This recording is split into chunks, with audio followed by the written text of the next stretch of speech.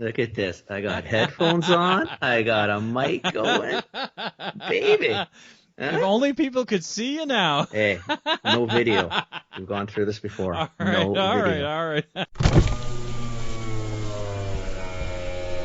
Welcome to This Commerce Life. This is a podcast aimed at small, medium entrepreneurs focused on commerce. I'm Phil, your host, and Kenny, your co-host, will join us as well. And we're going to talk to you about the world of retail and commerce and how things are changing in the world. I'm all happy. Oh, I didn't have ice cream. I was so hungry. You're not supposed to eat ice cream. I like ice cream. Okay. Hi. Hi. Do you like ice cream? I love ice cream. I See, I absolutely just- love ice cream. I'm a sweet tooth. Okay, see, I just had an ice cream. I had what do you He call this? just- Like a ice he- cream stick bar things. What do we call it? Stupid thing. Oh, Like I a love small- them. like a Like a Revel or Fudgio, yeah, whatever. we call them something different in Australia. I the first word that came to my mind was paddle pop sticks, but I don't think you have that here. No, we don't. No, that doesn't ring a bell. That No. doesn't ring a No, bell. no, Yeah. no. Yeah, but I get it. Ice cream on a stick. We're on the same That's page. well, yeah. Apparently, I've been all here all my life, and I still don't know what to call it. So don't worry about it. But I love it. It's the ones with the crunchy, the nuts on the outside. And, Yeah. Yes, so they're the thanks. best. Thanks a lot. Like now I want ice cream. Now Gosh. you're craving ice cream, Okay. right? Sure. We came on 5 minutes early. You had time to go get an ice cream. Should have Yeah. gone. Oh, I really enjoyed that. I might have to go have another one after. Oh my gosh. Oh my gosh. How are you? I'm good. How are you? I'm Long time good, no I'm good. see. I know. It's been a whole chunk of years, I think. It has. It really Right? has, and it feels Yeah. like yesterday. It's crazy. Yeah. 2020 how long you been went knowing each in other? a blink. Oh my gosh. I don't 2018 maybe. Yeah, 2017, 2017 maybe Yeah, actually. 2017. Most only 3-4 years. Okay. Yeah. But we haven't I think we've interacted a couple of times before. Yes. And then I bought some stuff from you, which I Yes, really love. You did. Yeah, thank Really, you for really that. love. Thank Yeah, you. yeah, for no, I love it. I supporting love it. local. I love it. I then love what you guys we are actually doing. Oh, thank Thank you. you. Yeah. Thank you. Yeah, you guys have inspired me. I have Oh, started wow. to listen to your podcast, and listening to all the cool people that you have has just inspired me to get back to it. A little bit of trepidation coming onto your podcast because it's like, oh my God, so many successful people. What will I talk about? oh, come on. Oh, Listen, you're with come us, on. man. You take a look. Look at the Yeah. bar. We've set the bar so No, low. like very low. Everybody looks And, great. And you are. You're going to be a you rock got some star. Cool Oh, stuff thank you. going on. Appreciate that. Yeah. So Kenny, I met it's Ave, right? Yes, Ave. Yeah. Yeah. So Ave. I met Ave at Colleen Imrie's event at the Nooks. So they had a start of. You remember Colleen was on? She's the one that during the pandemic decided to open like 6 stores, Okay, like real I'm stores thinking the event. all over the event. place. Yeah. So Colleen had a bunch of these events where they had founders come on, and then she had a couple of like retail folks, do some judging and then help out a bit like a lightweight Dragon's Den, if you will. Right. Yeah. Exactly. And so I met Ave there, and she's like amazing. Like she does really Oh, cool thank stuff. you. You saw her thing on my laptop, and that's from her, right? So I saw on the laptop, and then I went Yeah. online the other day because, just so you know, Ave, it's not for anything. I just forget who the hell we're talking to half the time. Yeah. So no I try problem. once in a blue moon to look ahead and say, maybe one time I'll actually know who we're talking to before Yeah, we get on yeah. the show. Because No, I half like the time it. I have no like it. clue, There's right? No format. It's free flowing. It's Oh, very candid.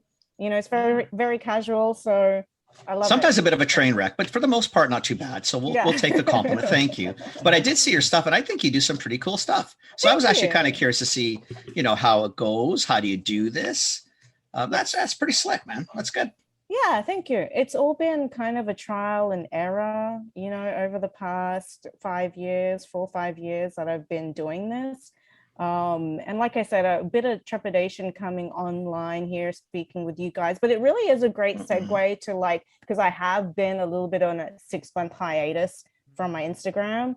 So I'm loving that you invited me on, because I'm able now to post online, be like, hey, come listen and hear from my own words why I've been on a 6 month hiatus.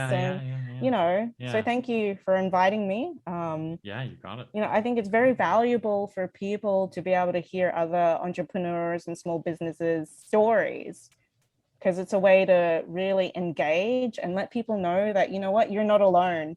You might fail 1,000 times over, but you're not alone. There are a bunch of other makers and hustlers and small business owners out there that are really in the same boat as you. I'm glad you say that, because that is the intent of it, right? Yeah. I mean, it's something, to be honest with you, because we're pretty selfish that way. It's really more for us. Yeah. We just like really hearing stories. We love to hear what people have done, why they've done, whether they failed or succeeded, because you can learn you can learn something from anything, right?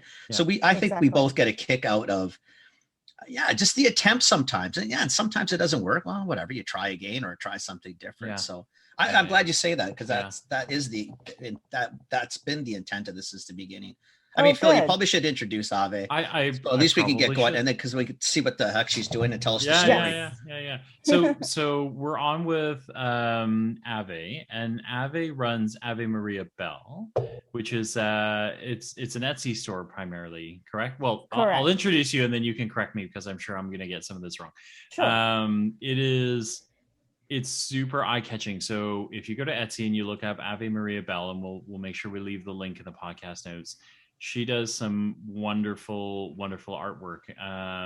There's some like laser etched sketches of Toronto.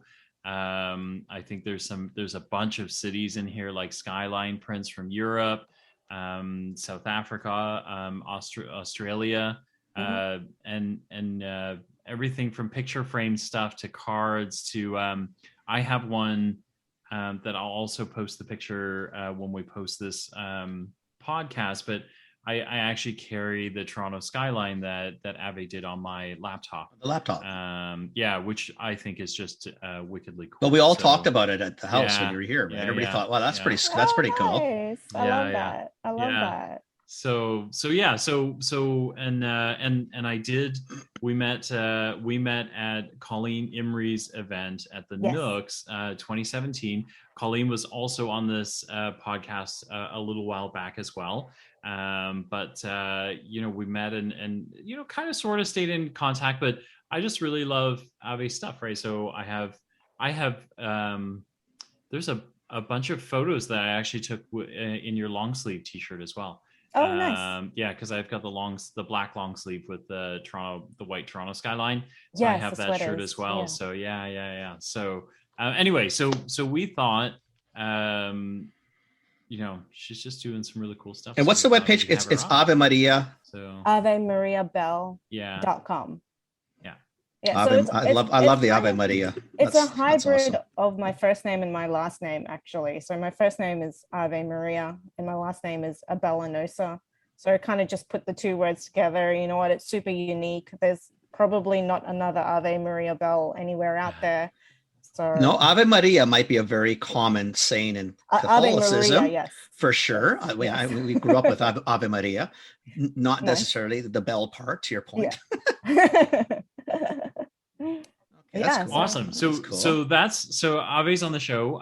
Do you want to? This is the part where you take over and you can kind of tell us what you want to tell us. So Sure. I mean, I guess I can give you like a quick backdrop of like exactly how I got started with Ave Mariabell Designs. Yeah. I moved to Canada in 2014 from Australia. So I grew up in Australia. And I've always wanted to live abroad. So I just came here 2014, no expectations, thought I'd be here on a 1 year off kind of gap year, take a break from my architecture career, actually. I graduated from a Master of Architecture. No way. Was in there for full time, 3 years part-time, 2 years full-time, worked in there as a student architect. Kind of became bored with this kind of idea that I would climb the corporate ladder and eventually become an architect, maybe open my own firm. Kind of had this I'm sure a lot of people out there have this idea when they're at university, or these aspirations to climb the corporate ladder. But I decided, you know what, I'm going to go take that gap year. You know, I never did it at school. I'm just going to take a break. So I came here 2014, really just fell in love with the city. And there's something about living in a city where you know absolutely nobody and just thinking, hey, you know what, I'm just going to start from scratch. There's no expectations. You know, my parents are on the other side of the world. There's only so much yelling they can do over the phone by text. Tiger Asian parents, right? Yeah, nice to stay away from the folks. Yeah. Old school folks. They're problematic. That's why my kids are away right now. But you know what? It's just really about letting go of those expectations, not just that your parents have created for you, but maybe that you've created for yourself. Because I've always thought, you know, I love art, I love drawing, I love creating something from nothing. Wouldn't it be great to like put that out there to the world, but never really doing it. So when I came to Toronto, I just thought, hey, you know what, I'll give it a go. But I'll tell you what triggered it. It wasn't really like a definitive thought like, oh, I'm going to sell my art. I had just drawn the Toronto skyline on my bedroom wall because I saw it, you know, I lived downtown Toronto at Fort York and Spadina area down south. You can see CN Tower straight out my bedroom window, and decided, you know what, I'm going to draw the Toronto skyline on my bedroom wall. And coming from an architecture background, I was really inspired by Japanese architecture, and in particular, the Japanese Soji screen. So I had that in my bedroom, and I had the CN Tower out my bedroom wall. And I just drew it, inspired by this kind of minimalistic black block lines on a white textured background. Posted it on Instagram, and it kind of went semi-viral. And when I say semi-viral, it just got shared in like Toronto community circles such as Love Toronto, Streets of Toronto, you know, makers reposted it, and it got like 2,000 likes, 200 comments. Wow. People just DMing me and saying, where can I get this? Can you paint this on my wall?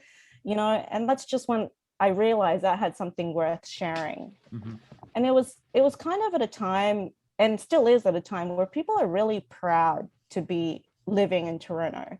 You know, it's kind of thanks to Drake, who kind of popularized the term, the six, T-dot, six walks, that kind of thing. So it kind of just rode that wave, and really recognizing that people love to represent the city that they live in. They're proud to be locals of Toronto. And because the skylines that I created of Toronto in particular was so minimalistic, it was adaptive and versatile to like Phil said, those different, you know, on greeting cards, on laser etched coasters, on, you know, I have mobile self covers, I have the laptop decals, the wall decals, anywhere from 6 foot to 2 foot high, right down to your 13-inch laptop. So I just really experimented. It was a lot of trial. It's also on hats, sweaters, t-shirts, and really just going from there and just being creative and free with my thinking and artistic ability and just experimenting. That really all it was. Yeah. And just took it from there. That's very cool. All it really was is cool. A lot of people might do the drawing part and starting. Not too many people take it to 2 foot by 4 foot, 6 foot laptops, hats, shirts. So yeah, I mean, I think you took it a little farther than 99.9% of the people who may have sat down at a park and a piece of paper. So pretty remarkable. Wow. Thank you. Wow, that is pretty cool. Thank you. I think it was the idea as well that it was the idea of like falling in love with a city that really inspired me to like just keep it going, because I took the Toronto skyline and the design that I use on that with the Japanese inspired look with the black lines and the textured white background, and then decided, you know what happens if I do that with New York and Paris, and obviously like people from everywhere around the world is going to have some kind of connection to these big cities, especially if you've traveled to it and 100%. lived in it. So it just it just recognizing that, you know, there is this feeling and of wanting to take a memento home. I don't want to use the word souvenir because it sounds kind of too like yeah. So it's not a souvenir. Like it's well past that. Thank you. See, now I'm doing a Phil. So Phil normally does this, but I'm doing it now. So now I'm farting around on Instagram. Yeah. I love the Paris one. Oh, thank you. Thank you so much. Just because I love Paris. I really do. I think Paris is such a cool city. I've never been, but I absolutely intend on going. Oh my God. The way you draw and things like that. Oh, you need to go. Oh, I love the Hong Kong one too. The Hong Kong one's cool. Eventually I'll be out. I want to travel to every city that I've drawn. That's the goal. Absolutely. Yeah. It's so it's kind of interesting. So when you got started, you picked up some viral interest. What did you do? Did you do you know what I mean? Like, because part of this is Kenny's right? Like 99% of the population would go 99.9. Cool. Like, cool. I got one viral post. I'm famous for an internet minute, you know. Yes. What did you do from there? So where did you go? How did you take this? Like, that's what I want to know too. Like, how did it go from, I mean, again, tons of people do what you did. Tons of people draw on the scratch pad. It's awesome. Yeah. And they, like Phil said, they post, and then maybe they post another one because they like the likes and they think, this is pretty cool. People are liking this shit. And that's awesome. But that doesn't necessarily translate to what you did. Well, you know, you've got a merchandising line, you've got your own e-commerce site, you've got an Etsy site. Like, these are things that, quite honestly, most entrepreneurs struggle to get to, right? Yeah. Like, you know, and they set them up and they wonder why nobody shows up at the site, you know, like all these sort of things, right? Shit, you got coasters, pillows. Yeah, she's got like lots of the etch frames. The etch frames are I'm loving the coasters too. Yeah. Okay, where's Vancouver? Yes, I did Vancouver. I have a lot of the Canadian cities actually. I don't see Vancouver. I see a lot of TO. North American so you need to be on the inside. This is why you've met her. I see a lot of TO here, you guys. I see a lot of center of the universe. My boy did the same thing. My boy was like, what the hell? That's so cool. And he's like, wait, but I'm in Ottawa. I want an Ottawa one, right? So I messaged Abby and she's like, yeah, I got one. Just tell him to message me. Exactly. Trying to find my city. That's the thing. Everyone has a connection to the city, like, you know, that they either grew up in, that they're locals of, or they've traveled to.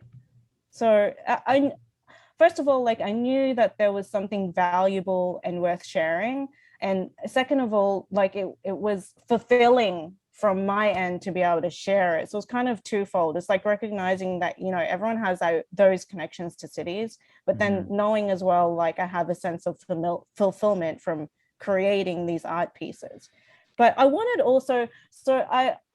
to also share with you this book that I read at the very beginning of my journey. It's called Big Magic by Elizabeth Gilbert.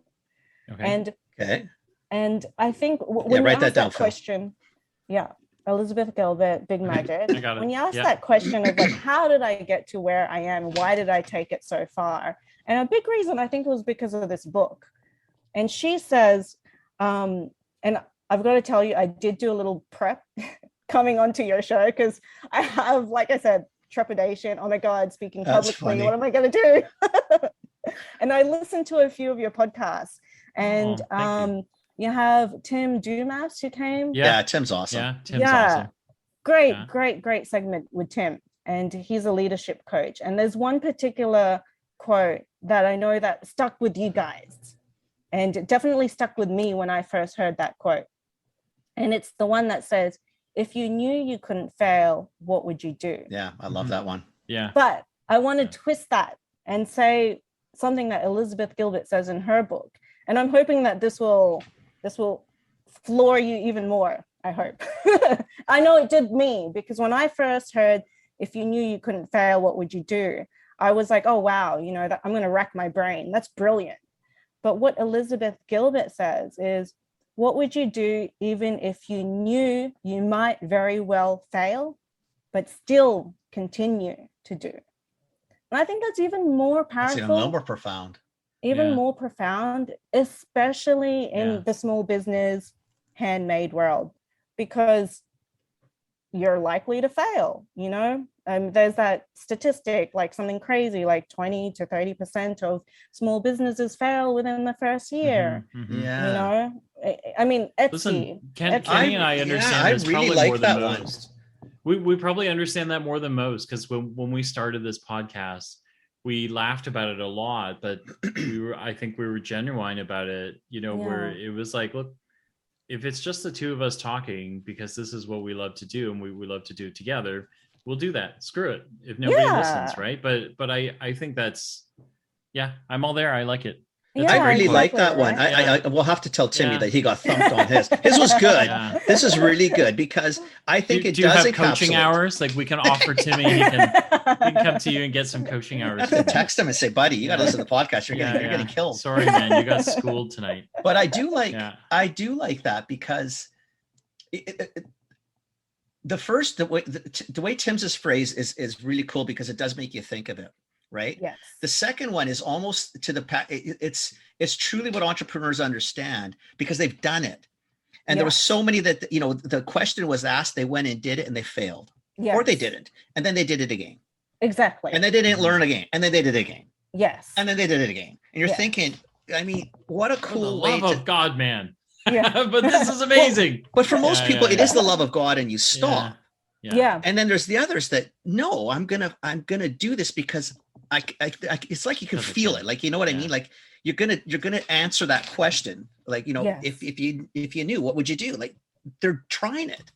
Exactly. That is so cool. It's just recognizing that you could very well fail 100 billion times. And you know what? You might get there.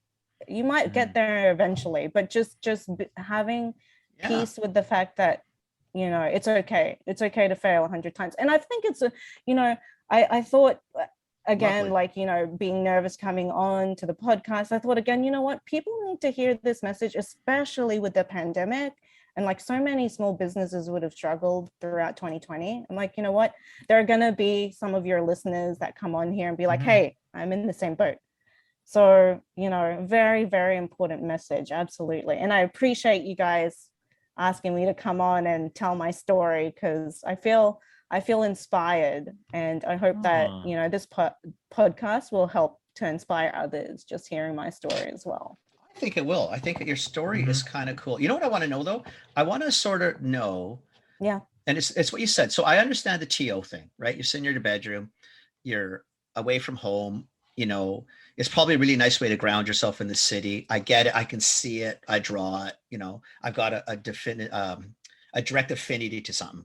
But, you know, I said, you know, I love your Paris one, and your comments, why I've never been to Paris. I'm thinking, okay, that's great. So where did the inspiration come from to do it? Like, what inspires you to do? So you said before that you want to maybe travel to each of the cities you draw. So is that what inspires you to draw that city? Like, was that what inspired Paris, or is that later it inspired you? Like, I'm trying to figure out why I continue to draw the cities, the different cities, or like even what from the beginning, was it always the intent that I'm going to draw places that I want to eventually go to?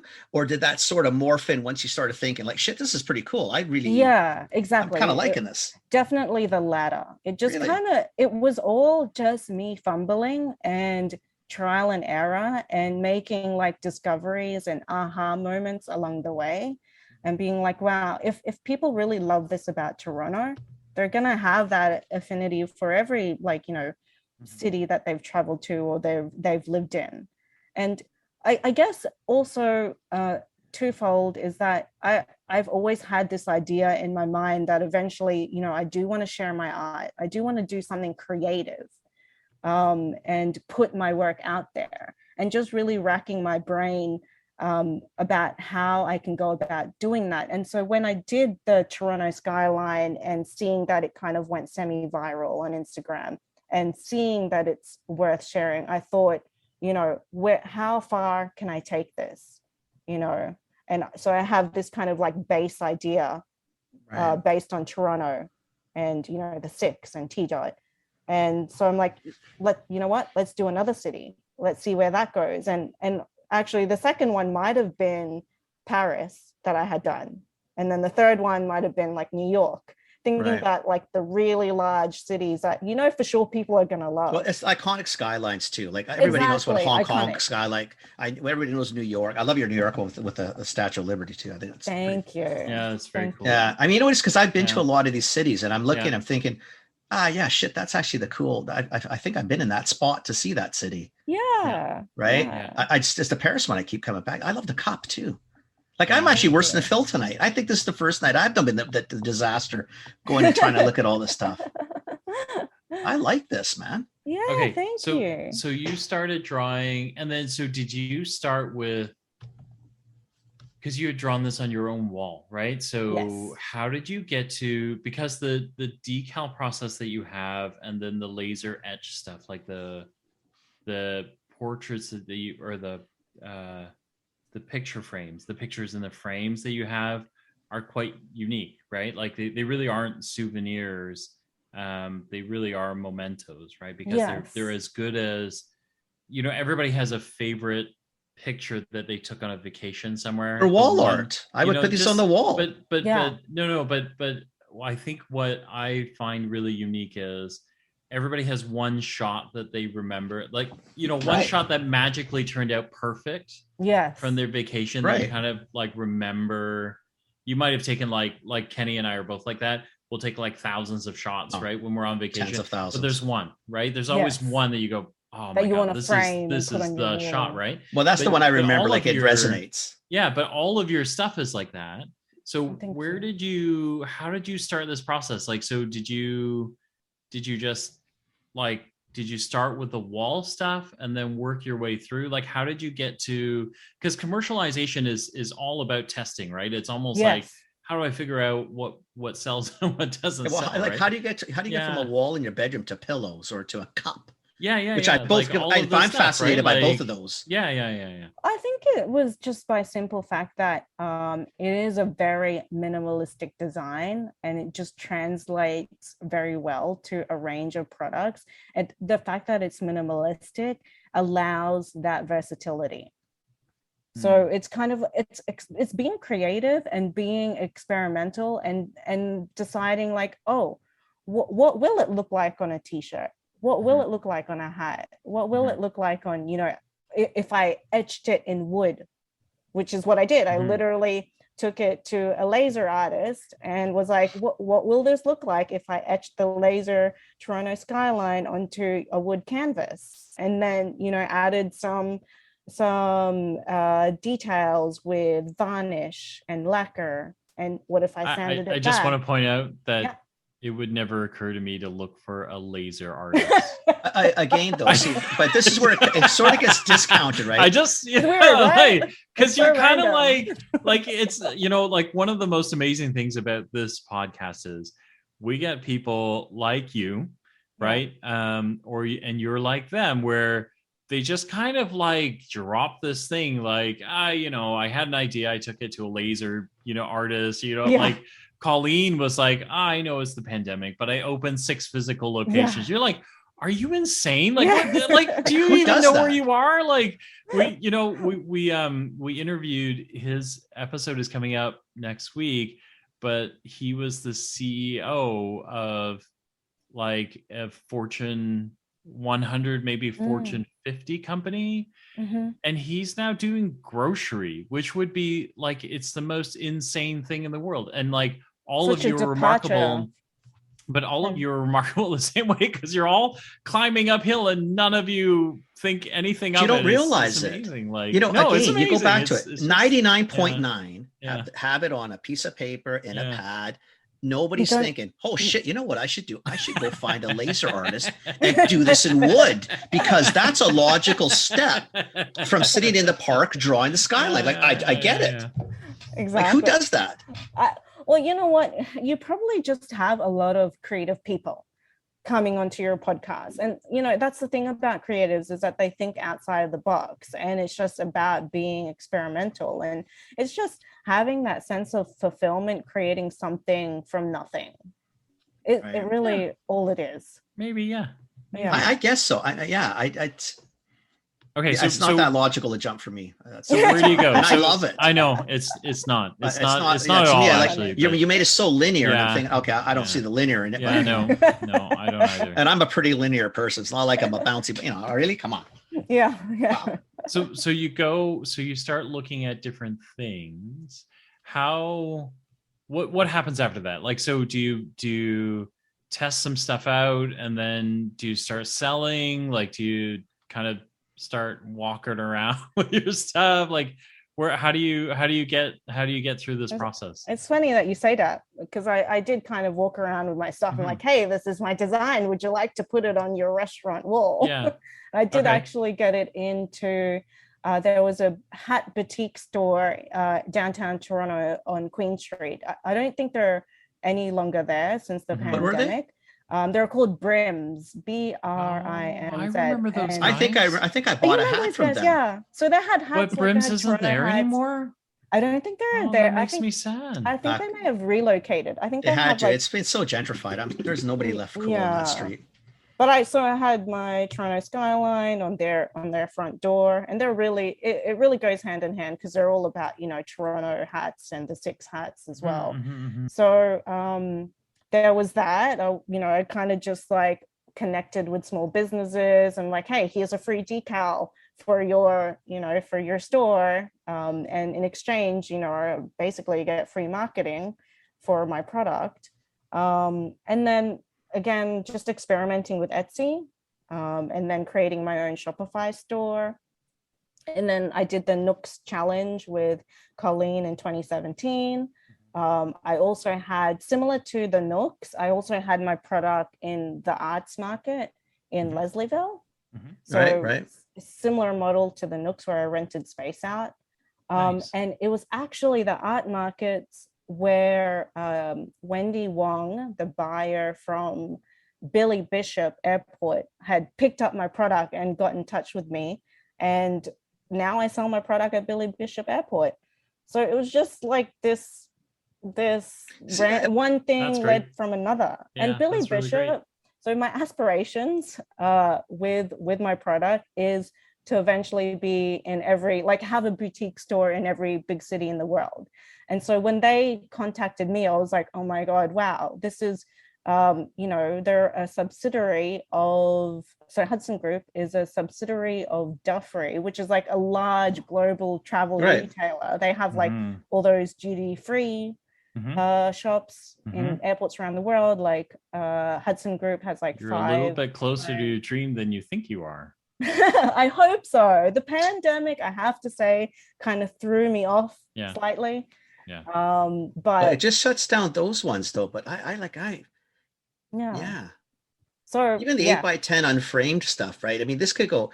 You could buy it in any airport in the city. What's the difference with the cities? I mean, you want to have the city that you're which in. Airport it's in, but these can go. Can go anywhere for that, right? Yeah. So what retailer are you in now? Sorry, Phil. So I understand I get the Etsy. I mean, that makes sense. Yep. The online is obviously that's an easy peasy. Yeah. So are you in any other bricks and mortar outside of the ones we sort of talked about, or does anybody? Yeah, so I am in Billy Bishop. Right. And I'm also in the Toronto General Store in North York. They're called Old School General Store. Okay. So there I'm on consignment. Okay. And I did have the Nooks and Arts Market at some point, but I've since, because of the pandemic, pulled it off the shelves just because of the lease. So there are a number of different models that I experimented with putting my products out there. It is that, that model with the Arts Market and the Nooks with having a retail space, right, and getting like full profits from that, having it on consignment at Toronto General Store, and then selling it for wholesale at Billy Bishop Airport. So just having all these different touch points and really experimenting with all of that and fumbling and making my way with like packaging, experimenting with wholesale pricing, all these nuances with retailing that you just don't know until you do it. And you're going to fail 100 times before you realize, oh my God, I have to go back and I have to recalculate, my packaging costs into my retail costs. It's a wild ride. But really just I'm really grateful that I was able to at least have those different, even though I'm no longer with like the arts market and the Nooks, at least I've had that experience. And when I do start to build and get back into it, I have that experience. I know I have that know-how, and just, again, doing it with all the trial and error and then all the failure, and hopefully one day having my product all around the world. That's the dream. I don't think you're that far away in a large part. I mean, I can't, I'm serious. I've become Phil, the laser cut mounted on the wood block. Yes. Pretty, I mean, these are really retail friendly.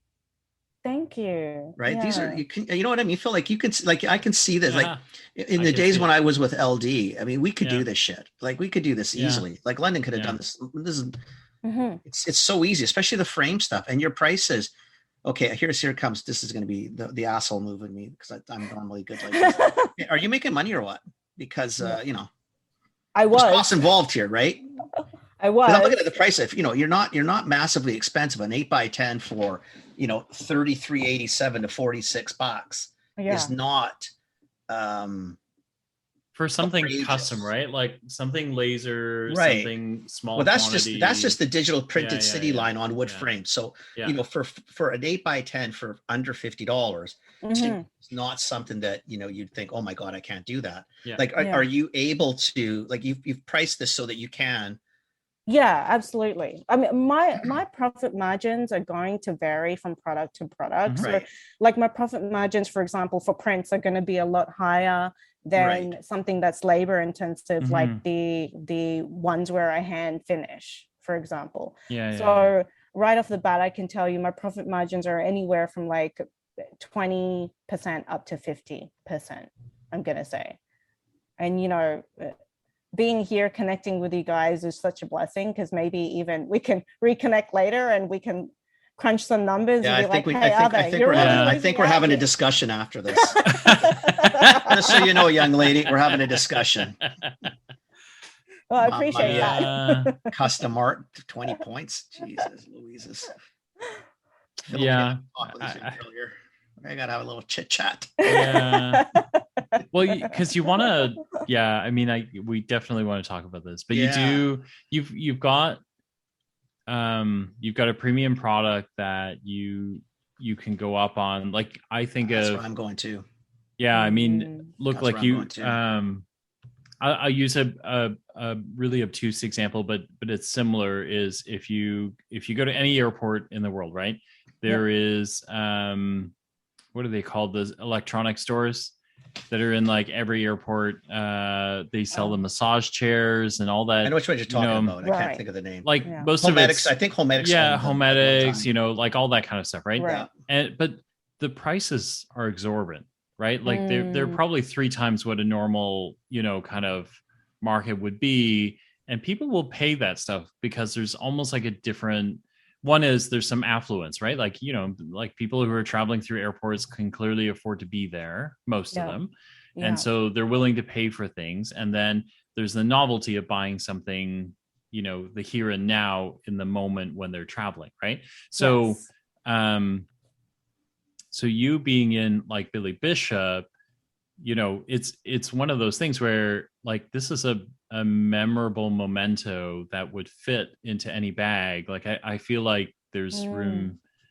Don't you think, Kenny? Like I think this is where you're going to, right? It's like 100%. I'm looking at this going, this is like for the price that you are charging now, I'd probably be able to get like a cheap cotton the 6 t-shirt. Do you know what I mean? Like, yeah. The last time, this shirt, not the last time. This any of these shirts, this Hawaii shirt was probably like $25, $26 at the airport, right? Like, but you're offering, you're offering like a memorable memento, that will not get worn. Like I'm wearing it now, but like another year from now, it'll be a pajama shirt. Yeah. Do you know what I mean? Especially when you're limited. Like this is not in wide scale, and this is your art. I'll give you an example. I mean, this is probably about 7-8 years ago when I used to go to Toronto 2-3 times a year. We were in Kensington Market somewhere, and I can't remember if it's that, I don't know if it's called a blue something, some building. It had all the It's like the consignment building there. Okay. But there's a whole bunch of t-shirt guys too. And one of the places, I think it was the Toronto Motorcycle Company was called. I think that's what he was. And he did t-shirts, right? Mm-hmm.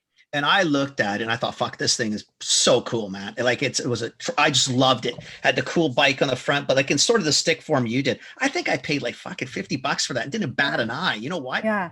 Nobody in Vancouver was going to have that shirt. Like nobody. And the amount of times I walk through the city and people comment, and that was short sleeve shirt, less material than your $35 long sleeve, which should be like $60, by the way. That's what I'm looking at. Like Phil, I'm thinking like a hoodie, $55 for a hoodie. That's like, I know. Come on, the shirt, the long sleeve shirt that I bought was a great deal. Like it was $35.20 is cheap. Yeah, you can say whatever you want. Yeah. That's cheap. Yeah. Except it only comes in Toronto, which I'm still not understanding, but that's okay. Find the Vancouver. I saw it. I don't see it on a lot of things, my dear. I'm just going to point that out. You can customize. This is a opportunistic moment, right? Like Kenny already knows that he should be paying $60 for one of those shirts. So I'm just saying. I would pay $50 for the shirt. I'd probably pay $75 for the hoodie though. Oh, nice. I appreciate it. This is she'll ship you one right after this. Go ahead and just transfer her money and then she'll just ship you one out. You know what? Honestly, you're not expensive. I mean, $27 for a short sleeve t-shirt. Like seriously? Well, thank you. Yeah. I have rejigged my prices, and like I said, it's all been trial and error. I really have no idea what I'm doing. No, that's not fair to say, young lady. You definitely know what you're doing. Yeah, you may need to tweak a few things. Yeah, but that's just because we come from a different world, right? And we price differently because we're always looking at. But your intentions are in there too. Like so Kenny and I talked about this with another brand too. Is it depends on what you intend to do, right? Like, so 100%. once you're clear with us, like we heard you loud and clear, you want to be in, kind of every airport around the world. Yeah, that's why I asked about the margin. Like, but that's why the margin questions, right? Because if you wanted to do this and you said to us, listen, like, I love doing what I do and it kind of like pays all the bills and like based on what I do here, I can travel. We'd probably not ask you again about margin, right? Because you're doing what you want to do, right? Like business isn't all about like I've got to crush the market, I've got to make 200% on everything. Yeah. It is about what you want as well, right? So once we heard that, hey, you want to be in airports around the world, that kind of changes things, right? Because you kind of want to charge like what the special moment is worth. You got to charge even what the commodity's worth. Unfortunately, like I know people are going to listen to this and they do know it, but the reason that $100 dress or shirt or pair of jeans, whatever it is, can go down to $25 and the retailer still make money and the manufacturer still make money is because they build in margins in clothing of 60 to 80. That's what clothing has to be, because you have to be ready to seasonally get out, fashionably get out. Now your stuff's a little different. It's probably not like if I'm a store, I'm not panicked about the Toronto airport with the UPC. I can probably hang on to it for 2 years and not panic. Right. But I still would not go out less than probably 50, 60 margin on that alone, because I'd be thinking, if they want to put it on special, I got some room, I can help them, or they've got room. Like you got to have some play in it, right? Yeah. Because your stuff is really nice. It's nice looking. I'm assuming just by the little talking to you, I'm sure the quality is decent. I know Chang won't buy anything unless it's decent quality.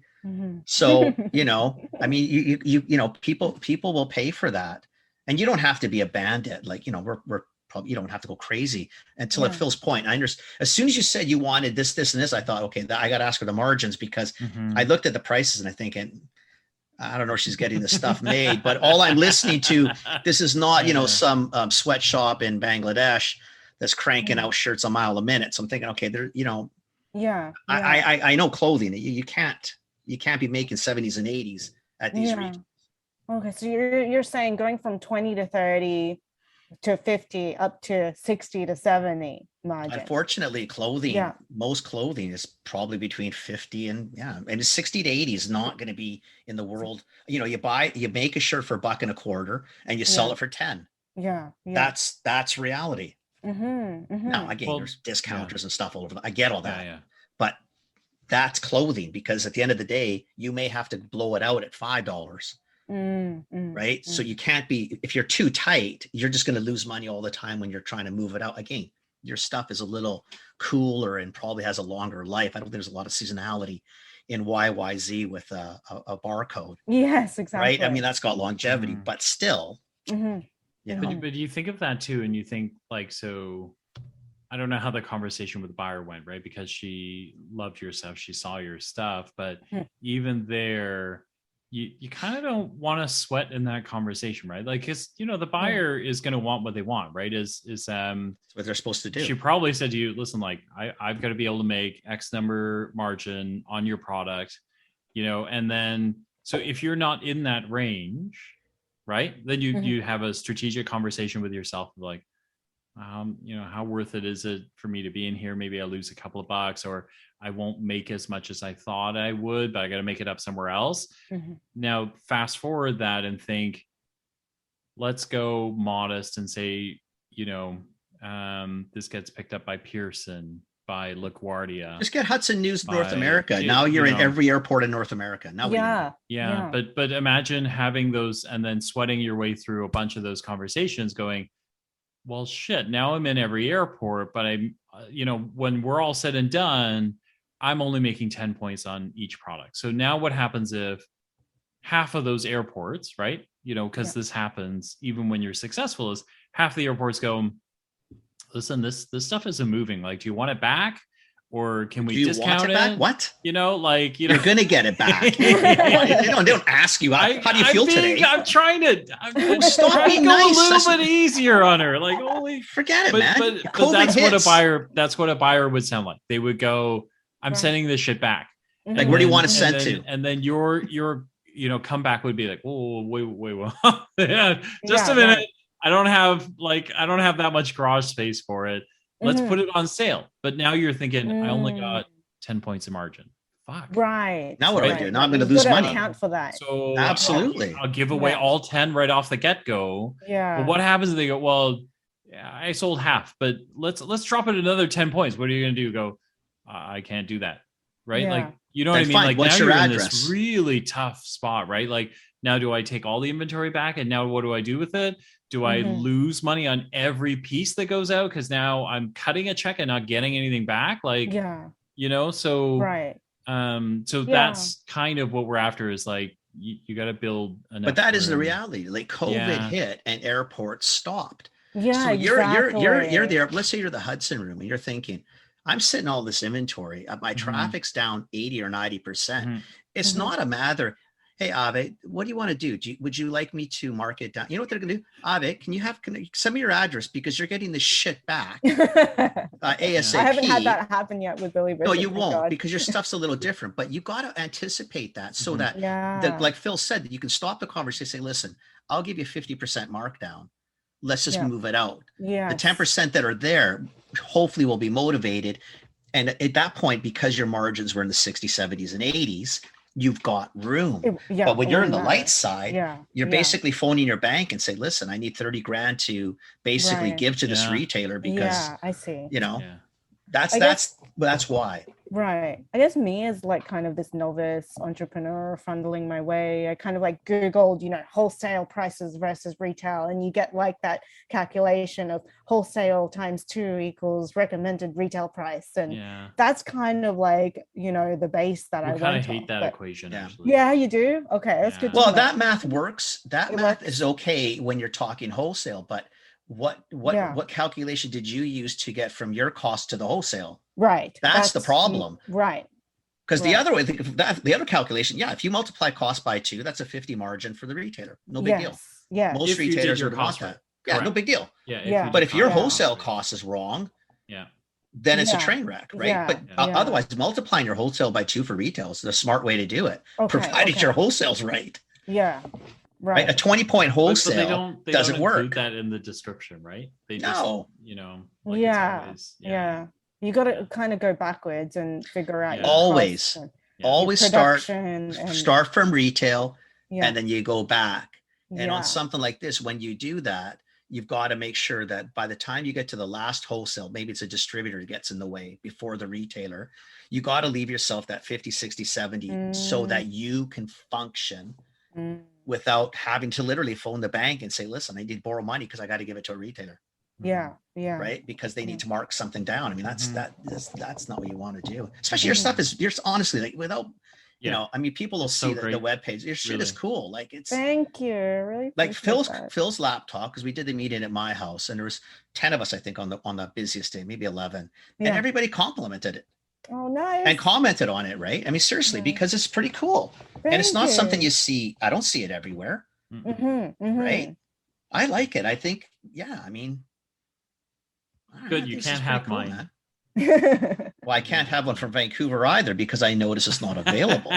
No, there is a special pricing. Just a minute. Don't talk, Ave. Hey, don't talk, Ave. Hey, there's a special price. Bullshit. There's a special price. You just need to email her, and then she'll take her cost times 3 and then give you. Ave is going to be really nice. Ave is going to be just like Ave Maria, and she's going to be the saintly person that she is. She's named after a very important person. She's going to be nice on this one. Don't fall for it. It's divinity. Exactly. You got to be careful with that name. You got a lot of pressure on you to make sure you do the right things. I know, right? Exactly. I've got to take this business somewhere. Just purely by the name. Oh, exactly. You've got a whole group of cool people above us behind you. Take that one and run. Oh, this is awesome. Lovely. Seriously, very cool, my dear. Yeah, seriously. This is very cool. Yeah. Thank you so much. I appreciate your input. I think I just need to, reconnect with my artistic, not just my artistic side, but my entrepreneurial side. Listen to all your podcasts. Get inspired. You can just call us. Just call us. Yeah. Give you a call. Yeah. If you want to listen to them, that's fine. We'd love that. But just call us.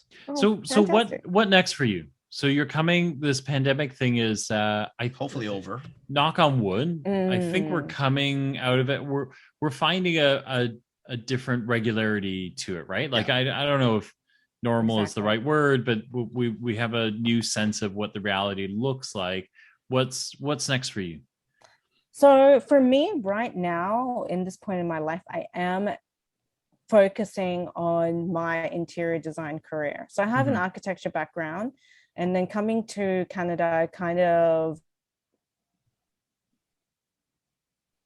rather than architecture, because it does go hand in hand with the idea of home decor pieces. Right. But I am kind of in a temporary hiatus with everything going on with Ave Mariabell Designs and with the pandemic kind of throwing a spanner in the works. Working with a startup company at the moment with my interior design career. They're developing an interior design software that uses AI technology to automatically populate your space in your home renovation project. So right now, that's my focus. We've just soft launched. Okay. Still absolutely doing Ave Mariabell Designs. Yeah. In my spare time. Yeah. And just really going from there. I'm going to definitely do the touch points with the Billy Bishop Airport and Toronto General Store, and my Etsy and my Shopify are still running, and making my way through that and connecting with you guys and being inspired to do more. I think you're doing a lot of really cool things. I think it's really cool. Yeah. Thank you so much. Really cool. That's awesome. Really cool. Okay, so if people want to find you, what's the best place to find you? Best place to find me, avemariabell.com. For Instagram, avemariabell.designs. Like I said, I have been in a hiatus, but my first Instagram post in 6 months will be, hey, check out this commerce life with Phil Chang and Kenny. Awesome. That's awesome. Awesome. We love it. We love it. That's really good. That'll be my segue into this is what I'm doing right now. So thank you so much for having me on. Our pleasure. Thanks for coming. Yeah. This is awesome. Yeah. I love what you guys are doing. Keep doing what you're doing. And thank you. Exactly what Elizabeth Gilbert says, even though you fail 100 times, well, hopefully we don't fail at all, but somewhere along the way, or much more. Or much more. Yeah. You know, and the same with you. Like, I think you need to. Yeah. I think you got a really cool thing here. Like, I think you can do. Yeah, keep having fun with it. Like, play with this. I mean, I think this is pretty. It's pretty slick, right? It's really nice. It lends well to. Man, you got a home decor thing. You start plopping this shit into it. Like, yeah. This is. I like it. Like, I could see this in so many places, right? Yeah. Yeah, thank you. HomeSense and all of them. Well, hopefully in every city in the world.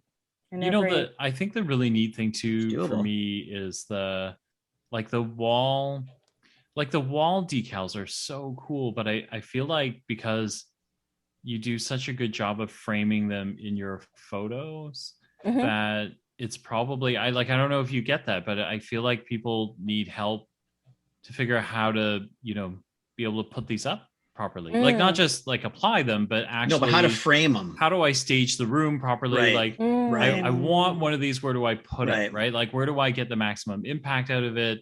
Does it look nice here? Does it look nice there? And it feels like the interior design stuff you're doing, maybe this is where it helps. That's what you're after, but I think that's where it helps, right? Because Phil, it's funny you say that. When I look at it, and think it's cool, and then I go right to the picture frames. Why? Because it's super easy for me. Because it's manageable. Exactly, and I can put this beside, like you guys, the one the Paris shot I did in the house with the waterlog. I can put this Paris next to that Paris. Yeah, like I can do things like that. But I can see that when I look at the wall art. I'm thinking the same. Okay, like, how do I frame the room properly? Like the black wall with the white decal is fucking just. But even that gray wall, how do I pull that off? Right? Yeah, I can't do something else. How do I? I can imagine halfway through that Kathy going, "What are you doing?" Right? Like, what were you thinking? Put it back, right? You're like, but it's supposed to look so cool. It really, thank you for saying that, Phil, because it really is about the staging. It really totally is about how it looks in the interior design setting. Yeah, it has to fit the room. Exactly. And like I was inspired by Japanese architecture, and I really love the fusion of Scandinavian and Japanese interior design, which they call Japandi. And I feel like, awesome. My designs would Japandi. Japandi. I love it. I love that. That's awesome. But I can see what that is too. Again, very clean lines, bold lines. That precisely. Natural materials, natural textures, neutral palette. See, my tattoos are all that way. See, they're all traditional. They're all fat, bold lines. Love it. That's art right there. I love it. Love it. See, the only art that I could really do, I could do the coasters and the wall pictures. I'm good at that. The decals, I'd have to do the whole room to be a train wreck. Coasters would be easy. I just put them out. I'm done. I can do that one all by myself. It's all about composition and texture and color and lighting. Yeah, exactly. It's like shooting a picture, except the decor. I'm I know my room when I look that way. The pictures I could do, but this is really good. Thank you. Great. Really Thank you for joining us. This is amazing. Thank you for having me. Oh my God, anytime. Yeah. Are you guys on Instagram? I'll tag you on Instagram, or I'll. We are. This Commerce Life is actually on Instagram. We would love it if you tagged us there. Yeah. Fantastic. I'll put a link to your Spotify and everywhere you listen to podcasts. I'll make sure I'll put word out there for you guys too. That's sweet. Thank you. I appreciate it. You're welcome. Your episode will come out in 2 weeks. Sounds good. Perfect. Very cool. Awesome. Thanks, Abby. Awesome. Thank you. Yeah, stay in touch. Let us know. Yeah, stay in touch, because I would love to know that now that you're getting more inspired and maybe you're trying some different things. Maybe we'll have you back on in the new year, see how things are going, where you're at too. Thank you. Appreciate that. You guys will get a call from me. Absolutely. These are my numbers. How do I margin them correctly? Oh, that you can do anytime you want. Yes. That would be happy. Please do. I love it. Yeah, be happy to do that for you. That'd be our Thank pleasure. you. Awesome. Okay. Thank you. Have a great evening. Have a good night. Nice meeting you. Ciao, ciao. Bye. Very cool, Mr. Chang. That was cool, right? Yeah. You know what it is? It's not. It's so stupid. It's nothing massively complicated per se, and yet it just. I don't know, something about I've got the stupid page open the whole time. I'm never the one that does this. Like it's so special because really I think of that every time I see your stuff. I think like I've got one shot from Hawaii that I keep because it was the one shot that really turned out that kind of like makes me think of Hawaii every time. Yeah. And like her stuff is like that, right? It's like you see it and all of the etch stuff Like, I love the decal on my laptop. Like, I just love it. Like, I love that one too. You know what it is? Yeah. And her Vancouver one's cool. You know why? Like, she got the Burrard Street Bridge. She got the 5 sails downtown. Like, she's actually, yeah. And again, I just love how people discount what they do. Like, for literally 99.999, leave it on a piece of paper in the notepad, which is wonderful. And that's you don't have to commercialize everything. Yeah. Right. But you know what I mean? It's not normal to do what she did. It's just not. Mm-hmm. I mean, most people would just draw and be very happy, or maybe share with a few friends, maybe. But, you know, to go to pillows, coasters, like, seriously? I know. Right? I know. It's so cool. The New York one is cool. Too low. She's priced with way too low. The Statue of Liberty and the birds I love the flying. Statue with the birds flying. It's awesome. Yeah, it's freaking. But she's priced too low. She really is. Yeah, it's not priced. Like, it's not like even the wood. Like, I think I figured that out in the wood frames, right? Like, the clothing. Yeah. The clothing is like, okay, whatever, meh, right? Like, so she's a little bit under. She could be more, but the wood frames is where I kind of went like, yeah, they're not. Like a laser cut Toronto or New York skyline mounted on a wood block for $85. I think on the high side, one of them was 120. I'm thinking, whatever. I mean, you're not. It's not. It's not priced properly. It's cheap, right? Yeah. And it shouldn't be, because it's really. No, it's really memento. Especially the wood one. Like, the wood one is like fucking cool, man. Like, it is pretty slick. It is. That one with the New York is really cool. Yeah. Yeah, I could do this in I'm gonna run out of wall space in my office, but I could. You know what I'm gonna do? I think I need to get the laptop one. Yeah. I do the Vancouver skyline on it. Yeah. But see, but I mean, like I like the Hong Kong, because I loved Hong Kong. Yeah. I really did. I know. It's anyway. She was very cool. I really. Yeah, I like it. I liked it a lot. I like. No, I think it's pretty neat. Yeah. Right. Yeah. Very cool. Very cool. Awesome. Dude. That's it, man. That's it. That's what's going on. That's it. I got nothing more for you. No, me neither. Gonna watch some Ted Lasso, baby. I know. Me too. Yeah. For any listeners that are, Kenny and I are now. I love it, man. Ted Lasso. I love it. It's Mark Sterling's fault. I'll say that right now. He's although he's not a fan. He's not now. He's downplaying it now. But when we met with him, he couldn't stop talking about Ted Lasso. He was. I don't remember him saying anything, because I'm telling him today, like, really? I found it. No, seriously. No, I looked it up because of him, actually. And then he just disses it. Yeah. But that's just rude. Mark, though. You gotta set the bar low, right? Yeah. Okay, anyway, Chang, so listen, thank you again for doing this podcast with me. I really appreciate the time you spend with me. I'm glad you give up an hour every week. I really enjoy it. Weird. So thank you. And thank you to all our guests for joining us tonight. That's for Sterling. I'm stopping the recording. And for Linda, I don't care if I get fired. Go ahead. Give it a try, baby. Give it a try. All right. Yeah, you want to play that game? I play that game. Good Lord.